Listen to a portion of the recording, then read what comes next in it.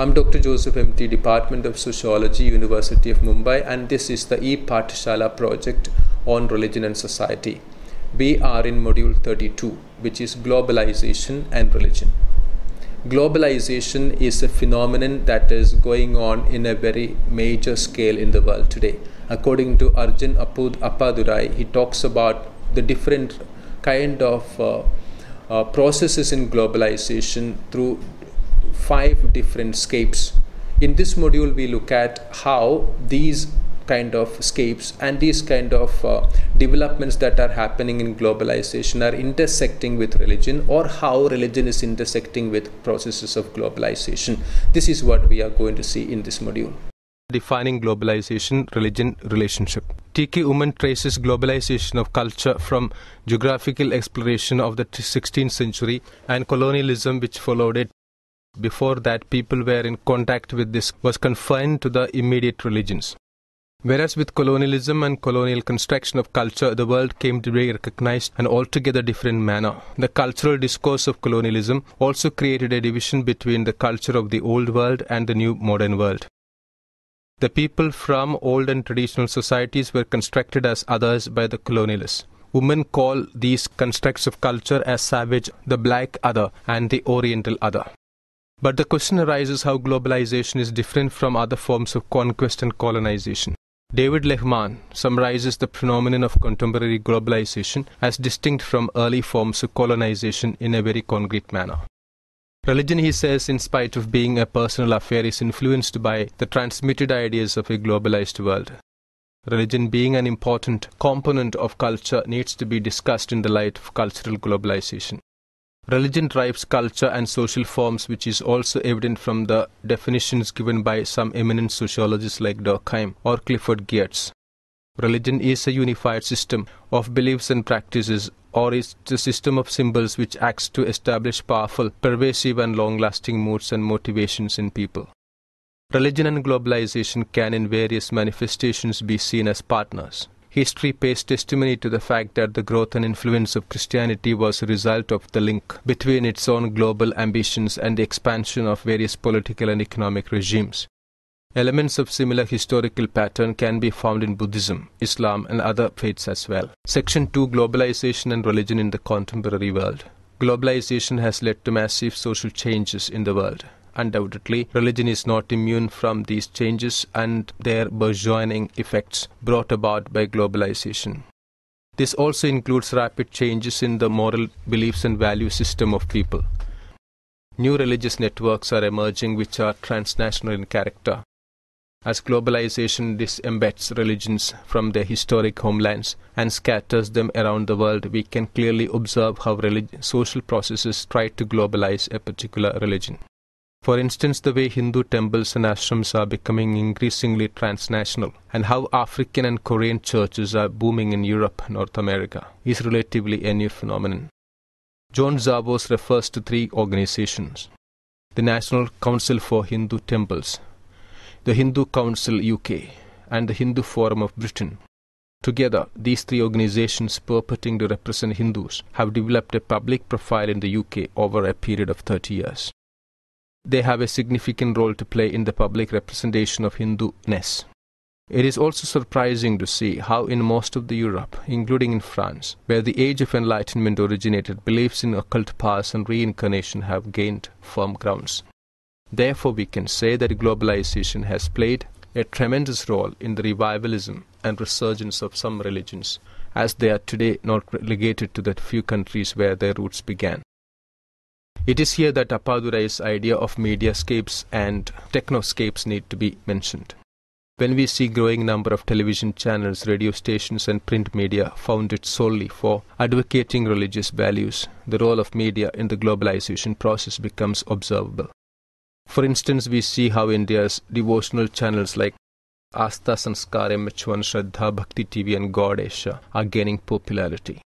Taking Islam as an example, we find TV channels like Iqra, Enas, Majd, Al-Huda, Irahama, which are purely religious channels created for the purpose of strengthening the fortification of Islam.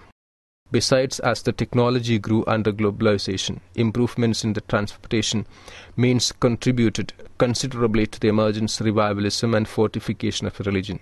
In this respect, Brian Turner states that Islamic revivalism in Asia is related to the improvement in transportation that has allowed many Muslims to travel to Mecca and return with reformist ideas. When people move across borders, they also carry with themselves their ideas, values and systems. They constitute a landscape, and together they appear to affect the politics of nations. For instance, Punjabi Sikhs settled in Canada enjoy a large say in their government. This was evident from the 42nd Canadian federal elections, where 18 Punjabis were elected as members of the House of Commons in Canada. Vertovec also records that the patterns of migration and settlement creates social conditions that encourage caste and regionally defined groups to invest in the institutionalization of religious practices. Another example of ethnoscape can be seen with the early Buddhists who traveled from northern India to China and Japan and spread stories of the Buddha and his teachings wherever they went. Although digital technology now allows religious ideas to be communicated quickly through websites and video, personal interaction remained the most effective means of dissemination at that time.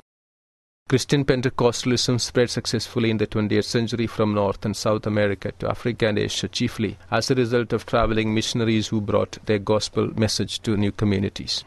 Similarly, religious values and ideas being central to people's culture also have an influence over the ideologies of other people. Ideas travel at much faster rate in the globalized world, which alter and get altered by others' views. In the process of borrowing, transmitting and exchanging cultural products, very often an ideology is also transmitted which can be understood as ideoscape. Woman also argues that though material culture has a high propensity to spread, but non-material or symbolic dimension of the culture gradually follows. So much so that the idea of a cultural lag as propounded by Ogburn do exist in sociology. Although it is doubtful whether we can confidently propose an idea of global religion in the present times, because a global religion would have to presuppose a global community where people must share common beliefs, experiences and sentiments. Turner argues that unfortunately global networks are too thin and fragile to serve as the social carriers of a shared set of symbols and practices. Therefore, he says that it would be misleading to talk about religion as a homogeneous phenomenon. Even David Lehman argues on the similar lines: in a universal religion is hard to establish. On the contrary, globalization may bring about the unpacking of local cultural complexes. It may also create multifarious local identities, so much so that diversity is seen in local spaces. To illustrate with examples, Caribbean Pentecostal churches, Nigerian Aladura churches, or branches of the Zimbabwe Assemblies of God, Africa, in Britain and Ghanaian Pentecostal churches are so different from any British religious institutions. Turner further argues that in the globalized world, local or mass religion and the elite religion interact to result in religious localization, which means simultaneously the co-presence of both universalizing and particularizing tendencies. For instance, Valdo Amanhesar is a rapidly expanding Brazilian religion, where elements of Christianity, Brazilian indigenous beliefs and European Spiritism appear merged together with Afro-Brazilian traditions. Woman argues that there is no possibility of a global culture, as there are four interrelated processes involved in its creation: homogenization, pluralization, traditionalization, and hybridization. Homogenization refers to popularization and diffusion of cultural symbols to reduce cultural diversity. The homogenization thesis proclaims that global culture is becoming standardized around a Western or American pattern. Rapid communication and constant flow of products across the borders often gives us the impression of homogenization. For instance, popularity of blue jeans of pop music or democratic ideas can be seen as part of a homogenizational process. It is important to remember here that homogenization can often lead to hegemonization, assimilation of the minority and weaker sections into the mainstream. From the religious perspective, it can be seen that the attempts of the extreme Hindu right, the Sangh Parivar in India, is believed to impose its homogenizing fascism on the lines of Brahmanic ethos. There have been repeated attempts by such Hindutva groups to bring homogeneity by forced conversions and communal tensions. Increasing incidents of violence among Muslims, Christians and Dalits, especially in the decades of 1980s and later, were conducted by different organizations. T.N. Madan, on the contrary, says that Hinduism, which is demographically dominant and even hegemonic, is nothing but a federation of faiths. It has both horizontal and vertical distribution rather than a single homogeneous religion. In this line, we can say that pluralism and not homogeneity is inherent in Hinduism because it comprises many regional cultural groups. Pluralization implies existence and practice of more than one forms of culture simultaneously. A reactive process to the phenomenon of homogenization and hegemonization by the weaker culture results in revivalism leading to traditionalization. It stresses a return to traditional values of hard work, craftsmanship, local culture, tribal or clan orientation, and non-material values in response to an excess of materialism, consumerism and technology. For instance, paganists are often seen to stress a return to old cultural values that predated the existence of the state system, or Gandhi's romanticization of village life over industrial cities and can be seen as traditionalism. And lastly, if in the process of adaptation we retain some of the traditional aspects and entwine them with some modern aspects, this process is usually referred to as hybridization. Sri Ravi Shankar, who has built a global spirituality program, conducts rock satsans in his Bangalore ashram almost every evening where people sing along and dance to his devotional songs. It is one of the clearest manifestations of hybridization where rock music is blended with traditional and devotional touch to cater to the needs of the Indian masses. Following Arjuna Padurai, we may call such global markets for the religious scape of modernity. Brian Turner argues that globalization has also somewhat blurred the distinction between Vad Veba, virtuoso and mass religion. He differentiates between the two as thus: the religion of the elite satisfies the moral and intellectual needs of religious virtuosi, and the religion of the masses caters to the thaumaturgical interests of disprivileged. Accessibility to ancient religious texts by people from all ranks of Indian society can be seen as an apt example of globalization.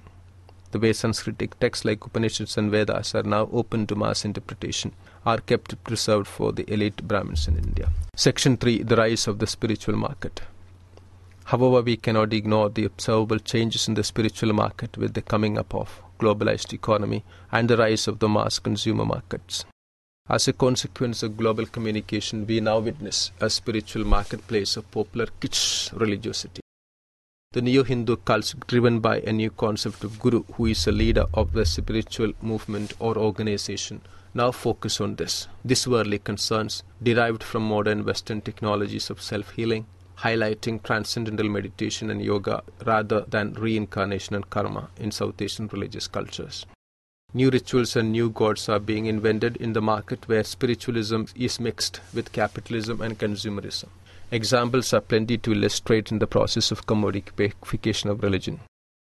The Gayatri Parivar's novel and the scientific interpretation of the Gayatri Mantra and the Hose Yagya invented a whole new way of explaining the significance of a ritual. Nanda notes that apart from popularizing Gayatri Mantra and Yagyas, the Parivar also offers courses in moral upliftment and stress management and to the government and private sector professionals. Besides the local gods and goddesses which were until recently associated with the more plebeian masses are finding new homes in a swanky new suburbs with malls and multiplexes. Globalization, if on the one hand has led to the commodification of religion, it also created a religious surge among the masses, as is evident from the boom in pilgrimage and invention of new and more ostentatious rituals. According to a recent study by NCAR, religious trips account for more than 50% of all package tours, much higher than leisure tour packages at 28%. The most recent figures show that in 2004, more than 23 million people visited the Balaji temple at Tirupati, where 17.25 million trekked to the mountain shrine of Vaishno Devi. The statistics conform to the global pattern pounded by Lehman, where globalization has created strong transnational ties of belonging and similarity by visiting religions, praises and pilgrimages. How globalization has encouraged Hinduism, the case of India. The phenomenon of globalization buttresses the neoliberal ideology too. The core of neoliberalism is the belief that unconstrained market forces will bring prosperity, democracy and peace to all people in all societies. The underlying principle is that the borderless market should lead without the government intervention. While privatization, disinvestment and re-regulation are the pillars of neoliberalism, The state is not made entirely irrelevant.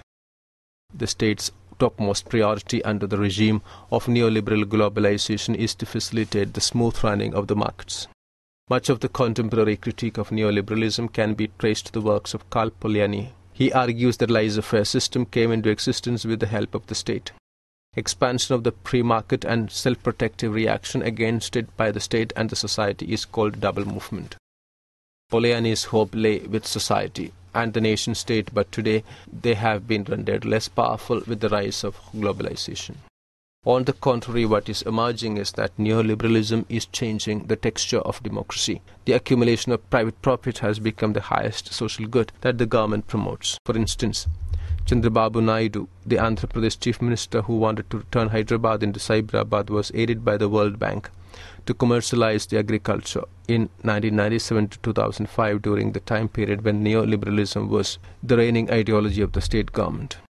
Nanda writes that when government becomes more like a for-profit corporation, the citizens are entered to the positions of consumers. Their relationship with the state changes from that of citizens to that of clients of government services. This model of marketplace is encouraged by the World Bank and the International Monetary Fund, where the latter, the better off and more educated consumers, citizens, manage to get more choices while the poor are bypassed. There are two broad areas where an outright influence of globalization can be seen upon Hinduism in India: education and tourism. With the commercialization of higher education in India, new priest training schools and deemed universities are mushrooming. Meerananda records how such universities produce English-speaking computer-using pujaris, astrologers, vastu shastris, and other providers of religious services. She argues that under the previous BJP administration, the UGC had approved BA and even MA and PhD level courses in subjects like Vedic astrology, and had pushed for courses in Vastu Shastra and opened it up to the business of God, men and women as well. Gurus and Swamis are entering into the business of conferring degrees in priestcraft and astrology, and even setting up modern institutions with traditional bent. The best example could be Sri Sri University, set up by spiritual leader Sri Sri Ravi Shankar in 2009, which boasts of his tagline, holistic modern education combined with ancient Indian values. Besides Swami Vivekananda Yoga Anusandhana Sanstana in Bangalore and Bihar, Yoga Bharati in Fort Munger in Bihar offer advanced degrees all the way to PhDs in yoga services or sciences. Sandipani Pratishthan, established in 1987, an autonomous organization of the Ministry of the Human Resource Development, funds gurukuls all across the country and serves as their accrediting body. Another sector where the corporate and even the state are making a common cause with Hinduism is the religious tourism. It is quite common to see how temple management departments are actively trying to turn some remote temple into a pilgrimage spot by reinventing a story among them. For instance, the newly invented rituals like gold car in temples of Tamil Nadu, or the reenactment of Shaiva and Parvati wedding. Another example to show government's involvement in propagating rigorous temple tourism can be seen in the fact how Devasam Board of the Sabarimala temple in Kerala, in full complicity with the state government's electricity board, was involved in a fraud of lighting the divine light, also called Magaravilakku, for which millions of pilgrims turn out every year. Writing in 1982, Franklin Pressler described how Tamil Nadu's HRC tried to turn many temples in the state into pilgrimage centers by publicizing them. Section 4. Impact of globalization upon diasporic religious communities. Internet and other means of mass communication holds the diasporic community together, as it provides an obvious method for dialogue within and between diasporic groups, but at the same time, Turner notes that the unintended consequence of globalization is often that the diasporic politics and their intellectual elites come to depart radically from tradition, building up their own internal notions of authority, authenticity, and continuity. Perhaps the most useful discussion of the diaspora and the information superhighway is to be found in Peter Mandeville's Transnational Muslim Politics. He records how young Muslims learn about Islam from pamphlets and sources in English, for example, the Muslim News and QJ News. Because internet access is often too expensive in the Middle East and Asia, Muslim students in Western universities access the net for religious and political communication are the principal audience of global Islam. Turner argues that internet tends to promote national argument in a way where the traditional gatekeepers of Muslim orthodoxy are bypassed and everybody can, in principle, check the religious sources for themselves. In conclusion, Mandeville argues that the internet is an important technology for creating an imagined community for individuals and groups that are separated from their homeland and residing in an alien culture that are hostile to Islam. The globalization of religion in the 20th century has strong connections with the evolution of a global business ethic and global corporations. One aspect of Appadurai's global religioscape is the adoption and adaptation of religions to the social needs of the middle classes. For instance, the Welsh countryside of Great Britain, Turkish migrants have brought their whirling dervishes to village life, where the local inhabitants are made to believe that whirling is psychologically good for them. Yoga practices from Hinduism have been widely adopted in the West, where practice is stripped of its spiritual significance and developed merely as a meditation technique. Such flows of religious beliefs and in the globalized world also threaten to denude them of their authentic meaning and significance. In this module, we have analyzed the process of globalization. Globalization as a process has influenced and changed and in that sense effected changes in different realms of life. In this module, we have seen how religion has been influenced by processes of globalization and what kind of forms has this actually engendered in the religious sphere. Thank you.